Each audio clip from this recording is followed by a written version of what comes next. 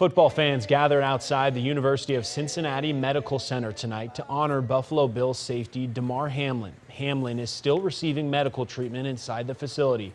The group, which included supporters from various NFL teams, held a moment of silence at 7:55 p.m. the same time Hamlin was hit and injured during Monday night's game against the Bengals. Doctors revealed Hamlin suffered from cardiac arrest and is in critical condition. 16 NFL games set to kick off this weekend, but some players dealing with the trauma of Damar Hamlin's injury may have a hard time taking the field again. I spoke with a local NFL Players Association sports social worker who's already been meeting with NFL players.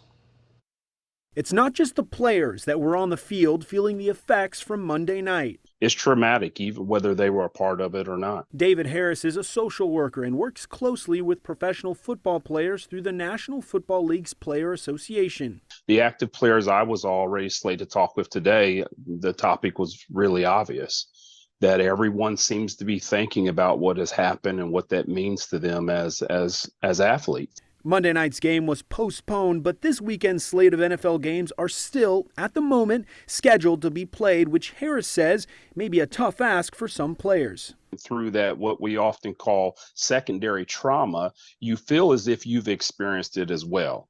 So it creates apprehension in how you believe you can actually continue to be safe, or even if you can perform at that level and be safe. Matt Bierman, a football coach at Elite Football Academy in Chesterfield, says the incident may cause some parents to rethink letting their kids play football. Yeah, obviously, I think if you're on the fence, it may dissuade some parents, or they'll think about it. I would say the flip as a coach, I mean, we've seen that type of hit literally tens of thousands of times in the NFL season, and that you don't have that end result. Hamlin's injury hits close to home for Bierman.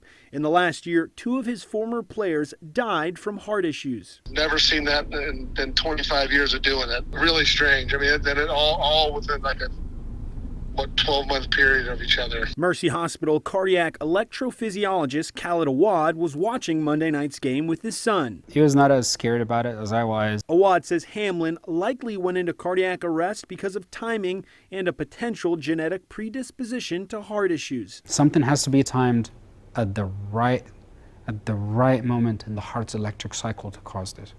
It has to hit the right moment. You got to have the right gene for it. David Harris says it's important to pay attention to how some people may be processing Monday night, and he anticipates he'll see a rise in clients because of Hamlin's injury.